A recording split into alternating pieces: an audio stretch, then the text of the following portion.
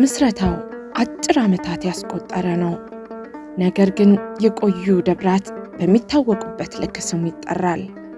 በምእመናን መስዋዕትነት የተመሰረተው ምዕራፈ ሰማዕታት ወደብረ ብስራት ቅዱስ ገብርኤልና ቅድስት አርሴማ ቤተክርስቲያን እዚህ ጋር ቤተክርስቲያን እንዲመሰረትልን ቦታ የሚጠይቁ አባቶች ትልልቆች ነበሩ እና በእነሱ ሂደት ነው ለፍተው ረጅም ጉዞ ከተጓዙ በኋላ በአጋጣሚ በተገኘው ቦታ ላይ ይህንን ቤተክርስቲያን እንዲመሰረት ያደረጉት ትልልቅ ሰዎች ቢኖሩና ቢናገሩ ደስ ይለኝ ነበር። ያው እነሱ ካሳለፉት ከዛን ጊዜ በኋላ ነው እኛ ከ2012 በኋላ እቺን ቤተክርስቲያን ስትመሰረት ብዙ ለፍተናል፣ ብዙ ተጋድሎ አድርገናል። ከመሃላችንም ሁለት ወንድሞቻችንን አጥተናል። ብዙም የቆሰሉ ልጆች ነበሩ። በጊዜው ብዙ የተጎዳ ሰው ነበረ። ብቻ ያ ሁሉ በዛ ሂደት ውስጥ አልፈን እቺን ቦታ አግኝተናል። ደብሩ 2012 ጥር 24 ነው እንግዲህ ደብሩ መቃኞ የተመሰረተው። እንግዲህ መቃኞ በሚመሰረተበት ሰዓት ላይ ደብሩ ያጋጠማቸው ብዙ ነገሮች አሉ። መቃኞ ስንመሰረት ጥር 24 መሰረትን፣ እሁድ ቀን ነው። ከዛ በኋላ ጥር 25 ለ26 ላይ አንዳንድ ፕሮብሌሞች ተፈጠሩብን። ጥር 27 እንደምታዩት በአጠቃላይ በኦርቶዶክስ ተዋህዶ ቤተክርስቲያን እንደተሰማው እዚህ ቦታ ላይ 2 ልጆችና 26 ሰው ቆስሎ 2 ልጆች መስዋዕት ሆነዋል። እቺ ቤተክርስቲያን ስትመሰረት ማለት ነው። በእነሱ ደም የተመሰረተ ቤተክርስቲያን ናት ቤተክርስቲያኗ እንደሚታወቀው ማለት ነው። እኛ ከዛ ጊዜ ጀምሮ እንግዲህ እኔና ሌሎች የሥራ ባልደረቦች አንድ ላይ የዚህ ቤተክርስቲያን የሰበካ ጉባኤም እቺንም ከኋላ የምታዩትም ቤተክርስቲያኗን መቃኛዋንም በ3 ወር ውስጥ ነው ሰርተን የጨረስነው። በዛ ሂደት ውስጥ ግን በቃ ወጣቱ ቀን ከሌሊቱ ሙሉ ሲሰሩ የነበሩ ልጆች አሉ። ብዙዎቹ ልጆች ሊጠፉ የነበሩ ልጆች ወደ ቤተክርስቲያን ተመልሰዋል። እቺ ቤተክርስቲያን ከመምጣቷ በጣም ከሚያስደስተኝ ነገር ብዙ ልጆቻችን ወንድሞቻችን በቃ ይሄ የአጉል እድሜ ላይ የነበሩ ልጆቻችን እንዳለ ሰንበት ተማሪ ሆነው ሊጠፉ የነበሩ ልጆች ሰብስባለች እቺ ቤተክርስቲያንና አንዲትም ቀን ገንዘብ ተለምኖ አያውቅም። አንዲትም ቀን ሳናስበው በቆምንበት የሚያልፍ ሰው መጥቶ የሆነ ነገር አድርጎልን አሸዋ ሲሚንቶን በትብብር የተደረገ ነገር ነውና እግዚአብሔር ጠርቷቸው በእግዚአብሔር ፍቃድ የተሰራች ቤተክርስቲያን ነው። እንግዲህ ይሄ ቤተክርስቲያን እውነት ለመናገር ከተመሰረተ ገና 6ኛ ዓመቱ ነው እና በዚህ በ6 ዓመት ውስጥ መንፈሳዊ አገልግሎቱ ሲታይ ከ20 30 40 ዓመት በላይ እድሜ ካላቸው አብያተ ክርስቲያናት በላይ ስራ እየተሰራ ነው ብል በመንፈሳዊ አገልግሎቱ ማጋነን አይሆንም። ለምን የሚታይ ነገር ስለሆነ ማለት ነው። ይህ ቤተክርስቲያን በአጭር ጊዜ ተመስርቶ አገልግሎቱ እየሰፋ ቢመጣም ፈታኝ ሁኔታዎች ግን ነበሩ። ከፈታኝ ሁኔታዎች ውስጥ ደግሞ የቦታው አቀማመጥ ነበር። 2 ወንዞች አቋርጠውት የሚያልፍ በመሆኑ ቦታውን ለአገልግሎት ምቹ ማድረግ ከባድ ነበር። በቤተልሔሙ ስር የሚያልፈው ወንዝ ሽታ ካህናትንና ምእመናንን ለጉዳት ይዳርግ እንደነበር የቅርብ ጊዜ ትዝታ ነው። ለመጀመሪያ ጊዜ የመጀመሪያው አስተዳዳሪ ሆነው በሀገረ ስብከት ለዚህ ቦታ የተመደቡ መልአከ ብስራት ቀሲስ አብርሃምን ለመጀመሪያ ጊዜ እዚህ ስፍራ ይዤ የመጣሁት እኔ ነበርኩኝ። ያን ጊዜ ብፁዕ አባታችን ቦታው ይህን ያህል ሰፊም አልነበረም፣ እጅግ ጠባብ ነው። ወንዙም በዚህ በረንዳ ስር የሚያልፍ ነበረ። ሽታው የሚያስጨንቅ ታቦት ስናዞር እንኳን እየተሳቀቅን የምናልፍበት። ያን ጊዜ ለእናንተ ቃል ስገባ ሰርተው ያሰራሉ፣ አልምተው ያለማሉ፣ ያሳያሉ፣ አምንባቸዋለሁ፣ ይሰራሉ፣ ይለውጣሉ፣ ያሻሽላሉ። ከማይበረ ካህናቱ ከማይበረ ምእመናኑ ከሰንበት ትምህርት ቤት ወጣቶች ከአካባቢ ወጣቶች ጋራ በሰላም በስምምነት በፍቅር በአንድነት አሰናስለው ሰርተው ያሳያሉ ብዬ ቃል ገብቼ ነበርና እውነት አልሆነም።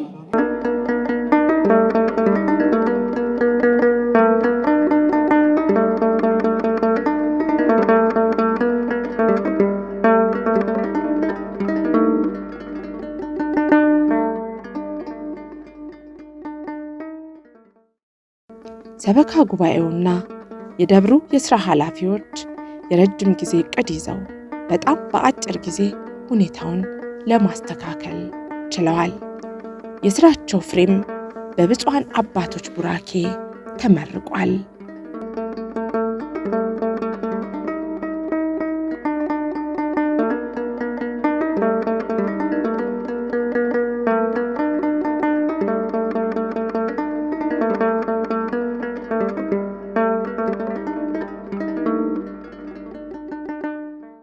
ወንዞቹን ቀይሶ በሌላ መንገድ እንዲሄዱ ለማድረግና ቦታውን አሁን ወዳለበት ገጽታ ለመቀየር በተደረገው ጥረት ወንዙን በባለሙያዎች ከማስጠናት ጀምሮ በቀጣይ ዓመታት አስተማማኝ ደህንነት ያለው ግንባታ ለማከናወን ተችሏል። ቦታው ላይ የነበሩ ግለሰቦችን እንዲነሱ በማድረግ ይዞታው እንዲስፋፋ ማድረግ ተችሏል።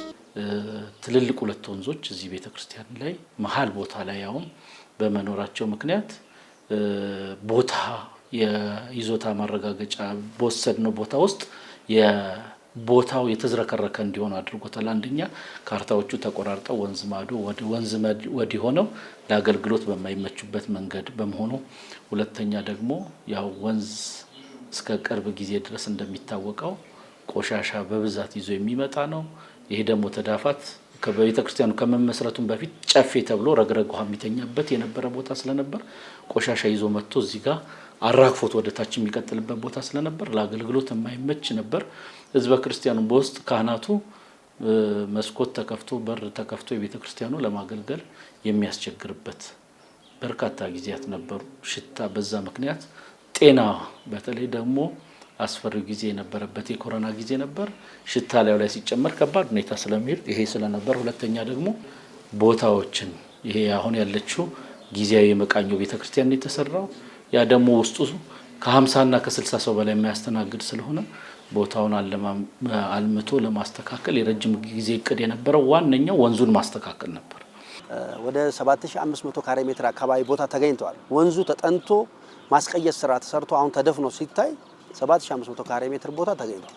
ይሄ ማለት ካቴድራሉን ለማስቀመጥ የሚረዳን ትልቁን ቦታ አገኘን ማለት ነው።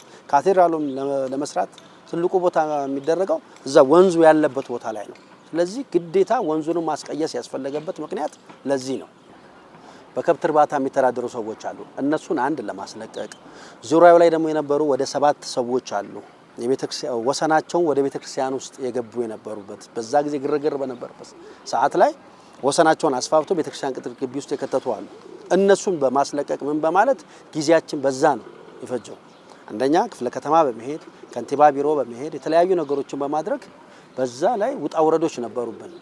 ያንን ደግሞ ሰበካ ጉባኤው ደከመኝ ሰለቸኝ ሳይል ከቤተክርስቲያኑ ጽሕፈት ቤት አባልና ከአስተዳደር ጋር በመሆን በጋራ በመሆን በየመንግስት መስሪያ ቤት ተቋም ላይ ከወጣቱም ከሰንበት ተማሪውም ከሌሎችም ከአካባቢው ሰፈር ሽማግሌዎች ጋር አንድ ላይ በመሆን በመሄድ ይሄንን ቦታ አስከብረን ለዛሬ ላለችው ነገር ላይ በቅተናል እና ሰበካ ጉባኤው ደከመኝ ሰለቸኝ ሳይል ራሳችን ማሞገሳችን ሳይሆን ብዙ ውጣ ውረድን አሳልፈን ከመቃኞ ቤተክርስቲያኑ ጀምሮ ይሄንን ወንዝ ተፋሰስ ለመስራት ሙሉ ኃላፊነታችንን ወስደን በሙሉ ብቃት እግዚአብሔር ደግሞ ተጨምሮበት ሁሉን ነገር ሰርተናል ነው የምንለው። ሁሉም በረከት ቅዱስ ገብርኤልና የሰማዕቷ ነው። እኛ ምንም አይደለም። ያው ቤተክርስቲያኑ ከተመሰረተች 6 ዓመት ሊሆናት ነው። 6 ዓመቷ ማለት ነው። ግን ይሄ በአጭር ጊዜ ውስጥ የሰራ ነው ፕሮጀክት ነው። ይሄኛው ወንዙ ግን እንደ መስዋዕትነት ብዙ ተከፍሏል። ብዙ ሀሜት አለ፣ ብዙ ጭቅጭቅ አለ፣ ብዙ ቻሌንጆች አሉ። ይህ ደብር የምዕመናንን ቁጥር የሚመጥን ቤተ መቅደስ ሊኖረው እንደሚገባ ታስቧል። ሌላው ደግሞ ዘላቂ የሆነ ገቢ እንዲኖር ማድረግ ነው። እነዚህ ተግባራት ደግሞ ቀጣይ እቅዶች ሆነው ወደ እንቅስቃሴ ተገብቷል። ብዙ እቅዶች አሉ። አንደኛ አካባቢው ላይ ትምህርት ቤት መስራት እንፈልጋለን። ያንን ትምህርት ቤት ለመስራት ግን ትልቁ ቦታውን በአንድ አድርጎ ማቀናጀት ነው። ያን ነው እግዚአብሔር ቢያሳካልን ትምህርት ቤት መስራት እንፈልጋለን። በዚህ በኩል ደግሞ የምታዩት አንድ ትልቅ ፎቅ አለ። አፍሮጽዮን ኮንስትራክሽን የነበረበት ህንጻ አለ። እሱ ህንጻ በቤተክርስቲያን አቅም ሊገዛ አይችልም እና ባለቤቶቹ አሁን የወሰዱ ሰዎች ለኛ አሳልፈው ለመሸጥ ፈልገዋል። ያንን ነገር እግዚአብሔር ቢረዳን እሱን ህንጻ ብንገዛ ከሱ ጀርባ ጋር የኛ ቦታ አለ አንድ ላይ በማጣመር ለትምህርት ቤትም ሆስፒታልም ተለያየ ነገር ብናደርግ ቤተክርስቲያኑ ቢያንስ ከተረጅነት እናድናታለን። አሁንም የቤተክርስቲያኑ ደሞዝ ከሙዳየ ምጽዋት ነው። ከእያንዳንዱ ምእመን አስራት በሚወጣ ነው የምናገኘው ያ ነው እና ሌላ የኔ የምትለው አከራይታ የምትጠቀመው ሱቅም ሆነ ሌላ ነገር የላትም። ስለዚህ ከእንደዚህ አይነት ነገር ለማዳን አይታወቅም ወደፊት ምን እንደሚከተል አካባቢው ላይና እንደዚህ አይነት የመተዳደሪያ ነገር ከሌላት ቤተክርስቲያን ራቁቷን እንዳትቀር ካህኖቹ ደግሞ ነገ እንዳይራቡብን እንዳይጠሙብን ቢያንስ እንደዚህ አይነት ነገሮች አገልግሎት ሰፋ ያለ ነገር ተቋም ቢኖረን ነው የኔ ውስጤ ምኞቴ ይሄ ነው። ትምህርት ቤት ቢኖር በትምህርት ቤቱ ልንጠቀም እንችላለን። ህንጻ ቢኖረን ህንጻው ላይ ሆስፒታልም የተለያየ ነገር ካህኑም እዛ ላይ በህክምናም የተለያዩ ነገሮች እየታከመን ከእንደገና ደግሞ ከዛ ኪራይ ከሚገኘው ለደሞዝም ለተለያዩ ማበል መጠቀሚያ የሚሆናል የሚል ነው ያለው።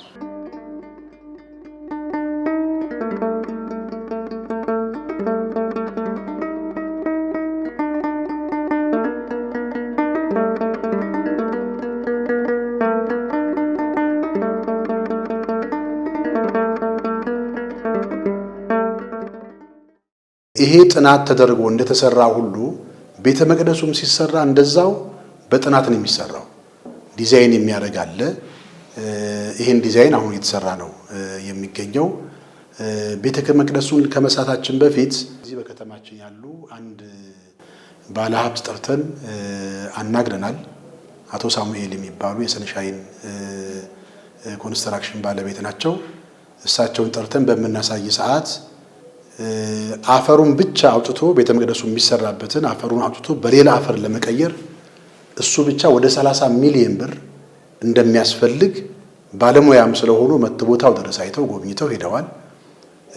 እንግዲህ እግዚአብሔር ወዶና ፈቅዶ ለሳቸውም ፈቅዶላቸው እግዚአብሔር ይሄን የሚሰሩልን ከሆነ ይሄን ስራ እኔ ልተባበራችሁ እችላለሁ የሚል ተስፋ ሰጥተውናል።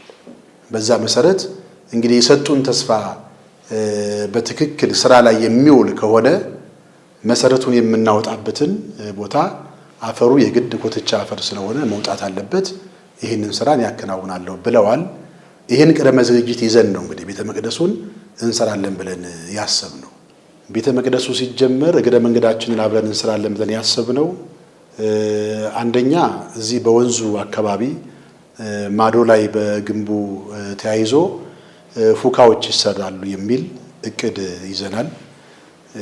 ወደ 700 በላይ ፉካዎች የሚያሰራ ቦታ አለን። ይህንን ለመስራት እቅድ ይዘናል። በሌላ መልኩ ምንድነው ቤተክርስቲያን ትልቁ የሚያስፈልጋት ልማት ምንድነው ያልን እንደሆነ አሁን ሱቅ ሊሆን ይችላል። ብዙ ቦታዎች የሚሰሩ ግንባታ ተገንብቶ ለሱቆች ተከራይተው እነዛ ገቢ ሊያስገኙ ይችላሉ።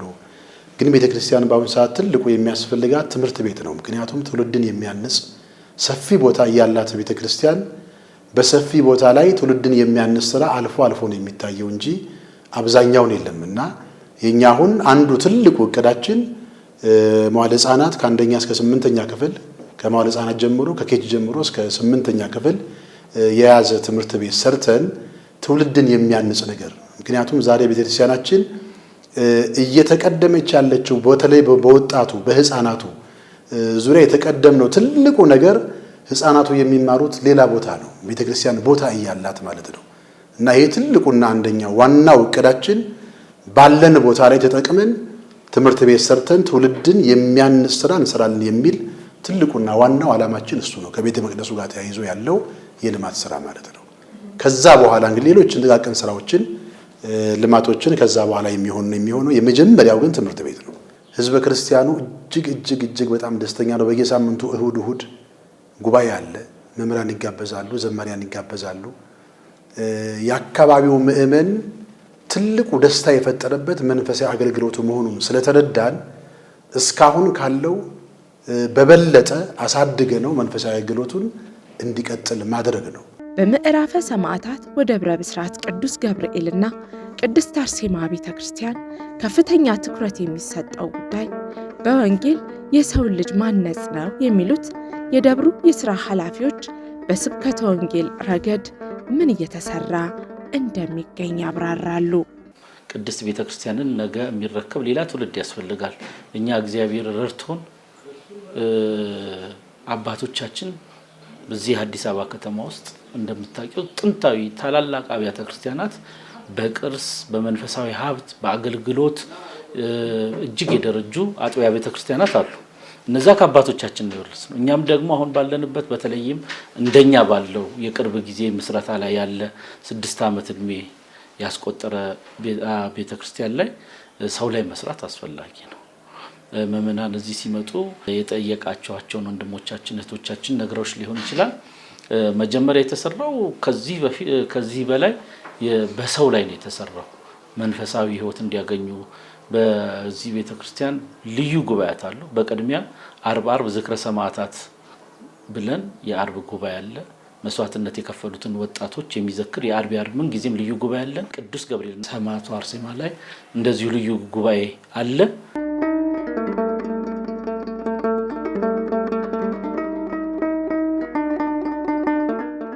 ወደ ስብከተ ወንጌል ስንመጣ ደግሞ ለምሳሌ በአመት ውስጥ ሁሉ ጊዜ በየአመቱ በአብይ ጾም የ29 ቀን ጉባኤ አለ።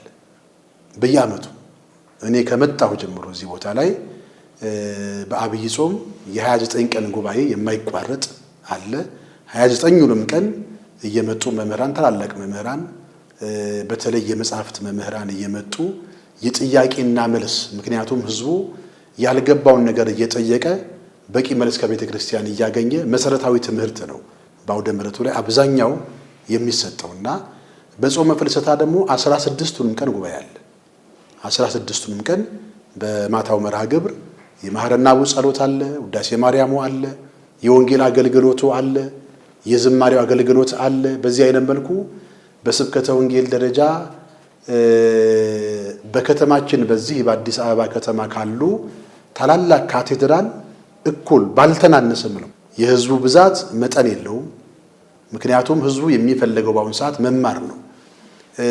የኔም ደግሞ የኖርኩበት አገልግሎቴ የወንጌል አገልግሎት ስለነበረ ትልቁ ዓላማ የዚህ ቦታ ላይ መጀመሪያ ትውልድን ማነጽ ግንባታው የኔ ግንባታ የመጀመሪያ ግንባታዬ ህይወትን ማነጽ ነው። ምክንያቱም ሰው ወንጌል ስለተማረ ነው ገንዘቡን አውጥቶ ይሄንን ወንዝ ቅየሳ የሰራው። ወንጌል ባይማር በፍጹም ሊሆን አይችልም። በሰንበት ትምህርት ቤት አገልግሎት ረገድም ህፃናትንና ወጣቶችን ለማስተማር ከፍተኛ ጥረት ይደረጋል። ተተኪ ካህናት ለማፍራትም በደብሩ ያሉ መምህራን ይተጋሉ። እነዚህ የሰንበት ትምህርት ቤት ወጣቶች በራሳቸው በሰንበት ትምህርት ቤት ውስጥ ወጣቶች ኮርስ እንዲያገኙ እንዲማሩ እያስተማሩ እያስመረቁ ጥሩ ተሳትፎ እያደረጉ ነው። ከዛ ውጪ በክብረ በዓላት በአገልግሎት የሚያሳዩት የዝማሬ የወረብ ሊቃውንቱን በቃ በሚያስደምም ሁኔታ ብዙ ሊቃነ ጳጳሳትም ሲመጡ ተገርመው ነው የሚሄዱት። ሊቃውንትም ስንጋብዝ እዚህ ቦታ ላይ ከሊቃውንቱ እኩል በመስተካከል ያለውን ያሬዳዊ ዜማ በማዜም ባጭር ጊዜ የተመሰረተ ቤተክርስቲያን አይመስልምና ላይ ያለው ከ18 ዓመት በላይ ያለው ወጣት ወደ 300 የሚገመት የሆነ ከዛ በታች ያሉት ህፃናት ልክ በዛው ልክ ይገመታሉ። በዚህ 6 ዓመት ውስጥ በተለያዩ ኮርሶች ብዙ ተማሪዎችን አፍርተናል። በኮርስ ደረጃ ብዙ የተማሩ ተማሪዎች አሉ። በአዲሱም ስርዓተ ትምህርት ደግሞ ወይም ደግሞ የአዲስ አበባም የጠቅላይ ቤተ ክህነቱም የሰንበት ትምህርት ቤቶች ማደራጃ ባወጣው መመሪያ መሰረት ከአንደኛ እስከ 12ኛ ክፍል ስርዓተ ትምህርት እንዲገነባ በታዘዘው መሰረት በእኛ ሰንበት ትምህርት ቤት ከአንደኛ እስከ 8ኛ ክፍል ያለው የሰንበት ትምህርት ቤት የኮርስ ትምህርቱ እየተሰጠ ይገኛል። በሌላኛው በኩል ደግሞ ይሄ የአገልግሎትና የመዝሙር አገልግሎቶችም እንደዚሁ ይከናወናሉ። ከ4 ዓመት ጀምሮ ያሉትን የምንቀበልበት ስኬጁል የሰንበት ትምህርት ቤቶች አንድነት ሰጥቶን ከ4 ዓመት የሆኑትን ከዛም በኋላ ደግሞ ከአንደኛ ክፍል ጀምሮ ደግሞ የራሱ ካልኩለም ተቀርጾ አንድ ክፍል 4 አይነት ትምህርት 5 አይነት ትምህርት ሊማር ይችላል። ሌሎች ቦታዎች ላይ ያልነበሩ በፊት እኛ አሁን ለምሳሌ ልሳነ ግዕዝ አናስተምርም ነበር። ልሳነ ግዕዝ አሁን በአዲሱ ካልኩለም መጥቶ ልሳነ ግዕዝን ሁሉ ጨምረን እያስተማረን በሳምንት አንድ ቀን ነው ትምህርታቸው። በሳምንት አንድ ቀን እንደሆነ ደግሞ ለወላጆች የነገርን ልጆች ከሰንበት ትምህርት ቤት እንዳይቀሩ ያችን በሳምንት አንድ ቀን ያለችውን ክፍለ ጊዜያቸውን ተጠቅመው እንዲማሩ በተቻለ መጠን ከወላጆች ጋር ኮሙኒኬት እናደርጋለን። ወደ 8 የሚጠጉ ሊቃውንት አሉ። የቅዳሴ መምህራን አሉ፣ የቅኔ መምህራን አሉ። በአብነት ትምህርቱ ደግሞ እንደዚሁ ማታ ማታ የአካባቢ ወጣቶች ህፃናት እየመጡ ከዜማውን ከውዳሴ ማርያሙ ጀምሮ የሚማሩ ደግሞ በርካታ ከ100 በላይ ተማሪዎች አሉ በቋሚነት። ከዛ ውጭ ግን በተመላላሽነት የሚማሩ ደግሞ እነሱም እንደዚሁ ከ100 በላይ አጠቃላይ ወደ 200 በላይ የሚማሩ የአብነት ተማሪዎች አሉ። እነዚህ እንግዲህ እዚሁም አስተምረን ዲቁና ሰጥተን እየቀደሱ ያሉ አሉ በአሁኑ ሰዓት ማለት ነው። በዚህ ባጭር ጊዜ ነው እንግዲህ እየተደረገ ያለው። በዚህ ስፍራ ላይ የሰማዕቷ የቅድስት አርሴማ ጸበል ይገኛል። በርካታ ምዕመናን ፈውስን እያገኙበት ነው። የደብሩ አስተዳዳሪም መታችሁ በረከትና ፈውስ አገኙ የሚል መልእክት አስተላልፈዋል። የሰማዕቷ የቅድስት አርሴማ ጸበል እዚህ ጋር አለ። ራሱን የቻለ ግቢ ያለው ነው። መጠመቂያ ቦታ አለው። በርካታ ምዕመናን የታመሙ ሁሉ የሚፈወሱበት ቦታ ነው። በሚያስገርም ሁኔታ ይሄ ከውጭ ሀገር ሁሉ እየመጡ ይፈወሳሉ። አሁን በ6 ወር በገባ በ6 ሁል ጊዜ በሰልፍ ነው። በቃ ሰልፉ ይሄን አካባቢ በቃ በጣም የሚያጥለቀልቀው ለመጠመቅ ማለት ነው። ብዙዎቹ ደግሞ እየዳኑ ምስክርነት ይሰጣሉ። እና ከዚህ አኳያ ይሄም የጸበሉ ቦታም ተስፋፍቶ ከዚህ ከፍ ባለ መልኩ ብዙ የእንግዶች ማረፊያ የለውም። ለምሳሌ የታመሙ ሰዎች ከሩቅ ቦታ ሲመጡ ለሳምንት ለ15 ቀን የሚጠመቁ አሉ። ለዛ የተዘጋጀ ማረፊያ ቤቶች የሉንም። እነሱን በቅርብ ጊዜ እንሰራለን። ደብሩ 6 ዓመታትን አስቆጥሯል። ነገር ግን ብርቱ የሥራ ኃላፊዎችና ጠንካራ ምዕመናን ያሉበት በመሆኑ ግስጋሴው የሰፋ ነው። ዛሬ አቋርጠውት በሚሄዱ ወንዞች ምክንያት የነበረው ችግርና ስጋት ተወግዶ ሕጋዊ ካርታ ያለው ቤተ ክርስቲያን መሆን ችሏል። ከክፍለ ከተማው የመንግስት የሥራ ኃላፊዎች ጋር በጥሩ መግባባት መስራት መቻሉም ወንዝ የማስቀየስ ግንባታ ምረቃው ላይ የተገኙት አመራሮች ምስክርነት ሰጥተዋል። ከዚህ በፊት እዚህ መተን ነበር። አባቶቻችን አንድ ማዕከል ተገናኝተን አጠቃላይ በቤተ ክርስቲያን ዙሪያ በቀጣይ አብረን እንዴት ነው የምንሰራው የሚለውን ተነጋግረን የቸገራቸውን አማክረውን እኛም አሁን የምንፈታቸው ምንድናቸው፣ በቀጣይ ደግሞ ምን መፍታት አለብን፣ እናንተስ ምን ታግዙናላችሁ ብለን ተመካክረን ብዙ አባታዊ ድጋፍ ምክር አድርገውልናል። እነሱን በጣም እንድታመሰግኑልኝ ይጠይቃል። እዚህም መተን ስናይ በብዙ መልኩ እኛ መስራት ያለብንን እኛ ቀድመን መስራት ያለብንን ቤተክርስቲያን የቤተ ክርስቲያን ልጆች አብዛኛውን ነገር ሰርተዋል። እነሱንም እግዚአብሔር ያክብራችሁ እንላለን። በሚቀጥሉት ስራዎች ሁሉም ህዝበ ክርስቲያን እንዲሳተፍ ብሎም ደብሩን እንዲጎበኝም ጥሪ ቀርቧል። ለተባበሩን ሁሉ ማመስገን ነው የምፈልገው። አንድ ምዕመኑን፣ የአካባቢውን ወጣት፣ ሰበካ ጉባኤውን፣ ካህናቱን፣ የደብሩን አገልጋዮቹን፣ ዲያቆኖቹን ሁሉም በሙሉ ማመስገን እፈልጋለሁ። በዚህ ነገር ላይ የተባበሩትን አንድ ጠጠርም ቢሆን የጣሉትን አይሰሩትም ሲባል ነበር እና ያው ሰርቶ ማሳየት ምን እንደሆነ ደግሞ በእግዚአብሔር ፈቃድ አሳይተናል። በውጭ ሀገርም በሀገር ውስጥም ያሉ ህዝበ ክርስቲያን ትልቁ ነገር አንደኛ በሀገር ውስጥ ያሉ በአካል በመምጣት የሚሰጠውን መንፈሳዊ አገልግሎት እንዲያገኙ እናሳስባለን። በውጭ ያሉ ደግሞ የቤተ ክርስቲያኑ ድረገጽ ስላለው በዛ ላይ ገብተው አገልግሎቱን እንዲያዩ ነው። ከዛ በተጨማሪ ምንድነው ቀጣይ ለምንሰራው ቤተ መቅደስ መቼም አንድ ቤተ መቅደስ ሲሰራ የቤተ ክርስቲያን ባንክ ቤት ምዕመናን ናቸው። የቤተ ክርስቲያን ገንዘቦች የእግዚአብሔር ገንዘቦች የሆኑ ምዕመናን ናቸውና በሀገር ውስጥም በውጭ ሀገርም ያሉ ምዕመናን እንዲሳተፉ የምንፈልገው በእውቀትም በጉልበትም በገንዘባቸውም እርዳታ አድርገውልን የቀጣይ የምንሰራውን ቤተ መቅደስ በአማረ መልኩ መስራት እንድንችል ለምሳሌ 3000 ካሬ ሜትር ላይ የሚያርፍ ቤተ መቅደስ ነው እንሰራለን ብለን እቅድ ያዝ ነው። ሰፊ ቤተ መቅደስ ነው የሚሰራው፣ ታሪካዊ ቦታ እንደመሆኑ መጠን ማለት ነው። በመላው ዓለም የሚገኙ ህዝበ ክርስቲያን በጸሎት እንዲያስቡን ነው። ልማት ሲለማ ጸሎት ያስፈልጋል። እግዚአብሔር እንዲያግዘን፣ እግዚአብሔር እንዲረዳን። ምክንያቱም እንኳን አይደለም ልማት ለማልማት ወንጌል ለመስበክ እኮ ቅዱስ ጳውሎስ እኔ ጸልዩ ብሎ ነው የወንጌል አገልግሎቱን የሚጀምረውና ማንኛውም ስራ ሲሰራ ጸሎት ስለሚያስፈልግ በጸሎት እንዲያግዙን ነው። ከዛ ዝቅ ሲል ደግሞ በገንዘባቸው በጉልበታቸው እንዲረዱን እንዲያግዙን እንጠይቃለን። የንግድ ባንክ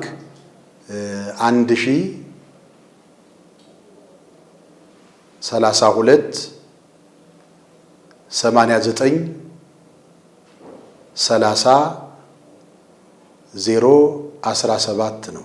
እደግመዋለሁ 1032 89 30 017 የኢትዮጵያ ንግድ ባንክ ነው። የቦሌ ቅዱስ ገብርኤልና ቅድስት አርሴማ ቤተክርስቲያን ነው የሚለው። ሁለተኛው ደግሞ አባይ ባንክ አለ።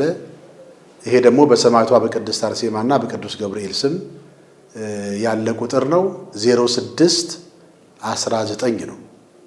06 19 ይሄ ደግሞ አባይ ባንክ ነው። በእነዚህ ላይ እንግዲህ ምእመናንም የእርዳታ እጃቸውን እየዘረጉ ይችን ቤተክርስቲያን ቀጣዩን ቤተ መቅደስ መስራት እንድንችል እንዲያገዙን በዚህ አጋጣሚ እናሳስባለን።